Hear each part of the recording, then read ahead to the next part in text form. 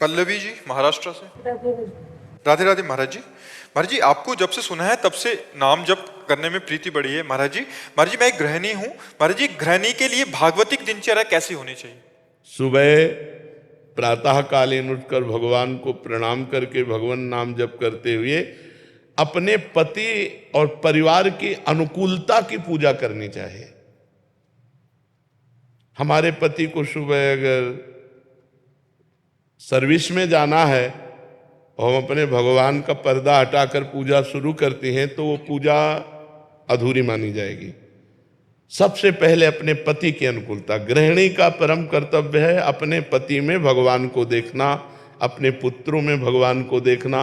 पुत्रों को स्कूल जाना है, पति को सर्विस जाना है, तो सबसे पहले हमारी पूजा की तैयारी होनी चाहिए। अपने पतिदेव को संतुष्ट करके खिला पिला के उनका टिफिन तैयार करके उनको भेजा, पुत्रों को स्कूल भेजा, फिर अपनी दिनचर्या। लेकिन ये दिनचर्या करते हुए हम नाम जप कर सकते हैं। हम रसोई बना रहे राधा राधा राधा राधा, हम सोहनी लगा रहे राधा राधा राधा, पात्र मार्जन कर रहे राधा राधा राधा।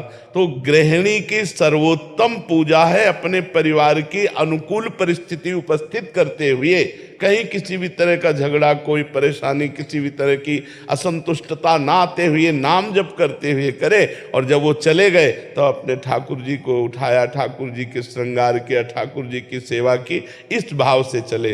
अब वो ये ध्यान रखे कि भगवान सब में है, केवल मूर्ति में ही नहीं है। सास ससुर में भी भगवान है, हमारे पति में भगवान है, और जो परिवार के सदस्य पति के हैं वो भी भगवान के ही स्वरूप हैं। हमारा ऐसा व्यवहार सबके प्रति होना चाहिए, किसी को तनिक भी असंतुष्टता या हमारी चेष्टा से दुख नहीं पहुंचना चाहिए। यही सबसे बड़ी भगवान की पूजा होगी। किसका प्रश्न? बच्चों को डांटती हूँ तो ऐसा लगता है कि उनको दुख ना लग गए। नहीं, ये हमारा कर्तव्य है। जैसे एक शिष्य अपने गुरु के अधीन जो है, तो गुरु का कर्तव्य है कि शिष्य के दोषों को देखकर उसका दंड विधान करते हुए उसे निर्दोष करे। जैसे एक पुत्र पिता के अधीन रहता है तो पिता का कर्तव्य है पुत्र को गुणवान बनाने के लिए आवश्यकता पड़ने पर उसे डांटे, उसे शासन में ले। तो ये कोई दोष नहीं है, ये तो हमारा कर्तव्य है, हमें कर्तव्य पालन करना है। जी। आदर्श श्रीवास्तव जी मुंबई से। राधे राधे। राधे राधे महाराज जी। महाराज जी, इनका भी सेम प्रश्न है। कह रहे कि जब ऑफिस में किसी कर्मचारी को दंड देता हूं तो मन जलता है कि जब भगवान सबको क्षमा कर देते तो मुझे भी क्षमा कर देना चाहिए, तुम क्यों दंड? भगवान सबको क्षमा नहीं करते, नहीं तो ये सब किसी को कर्म भोग भोगना ही ना पड़े। सब मंदिर जाते हैं, सब हाथ जोड़ते हैं, सब जय जय मनाते हैं, नहीं क्षमा करते हैं।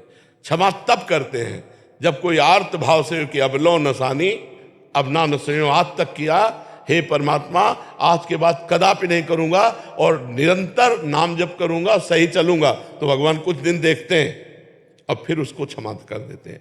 अगर ऐसे कोई गलती नहीं करना चाहता, गलती करने का स्वभाव नहीं है, लेकिन स्वाभाविक संयोग वसात गलती पड़ गई और हम अधिकारी पद पर हैं और हम देखते हैं कि इसका गलत स्वभाव नहीं है, गलत करना भी नहीं चाहता, संयोग वसात गलत हो गया, तो छोटा मोटा दंड देकर उसे क्षमा कर देते हैं। या हम आगे उससे गलती ना हो ऐसी बात कह के उसे क्षमा कर देते हैं। लेकिन जिनका स्वभाव ही है अपराध करना, गलतियां करना, उनको क्षमा नहीं करना चाहिए। उनका सुधार ही दंड के द्वारा होता है, वो क्षमा के द्वारा ठीक नहीं। वो क्षमा के द्वारा उनकी आपराधिक प्रवृत्तियां और बढ़ती हैं, उनको दंड के द्वारा पवित्र करके शासन में लेना चाहिए।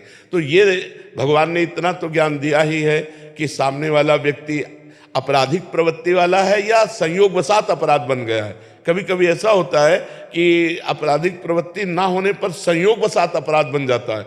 तो संयोगवशात प्रवृत्ति जो नहीं है उसको हमें क्षमा करना चाहिए, लेकिन आपराधिक प्रवृत्ति वाले को क्षमा नहीं करना चाहिए। उसे दंड देना ही भगवान की पूजा है। भगवान ने दंड विधान बनाया क्यों है? मान लो यहाँ तो कानून की ये व्यवस्था है, हमारे यहाँ नरक की व्यवस्था है। बड़े बड़े भयंकर कष्ट नरकों में दिए जाते हैं, तो भगवान ने ही तो बनाया है। जो आपराधिक प्रवृत्ति वाले अपने स्वभाव को नहीं ठीक कर पा रहे हैं और पाप करते चले जा रहे हैं, तो उनका मार्जन होगा दंड। जैसे यहाँ जेल में होता है, डंडा चलता है, 20 साल की सजा हुई, ये हुआ वो, ऐसे वहाँ भी नर्क का विधान है। जो यहाँ दंड नहीं भोगते उनको फिर नर्क में दंड भोगने को मिलता है। तो इतने कमजोर नहीं होना चाहिए। हर जगह क्षमा नहीं, हर जगह क्षमा काम नहीं करती। कहीं कहीं दंड विधान काम करता है। अब आपराधिक प्रवृत्ति नहीं है, उसे क्षमा करने के लिए तो हम भी राजी हैं कि एक बार क्षमा करना चाहिए। अगर भूल चूक हो गई, गलती हो गई, कोशिश करना चाहिए, उसे बचाव पक्ष में लेना चाहिए। लेकिन जिनकी प्रवृत्ति है छल कपट अपराध प्रमाद स्थिति, धर्म के विरुद्ध आचरण करना, ऐसों को दंड देना चाहिए। दंड से ही उनकी बुद्धि शुद्ध होती है। उसमें आप बिल्कुल निर्विकार रहिए और ऐसों पर दया भी ना कीजिए, क्योंकि विधान विधान है। अगर ज़्यादा दया करेंगे तो आप अपने कर्तव्य से च्युत हो जाएंगे।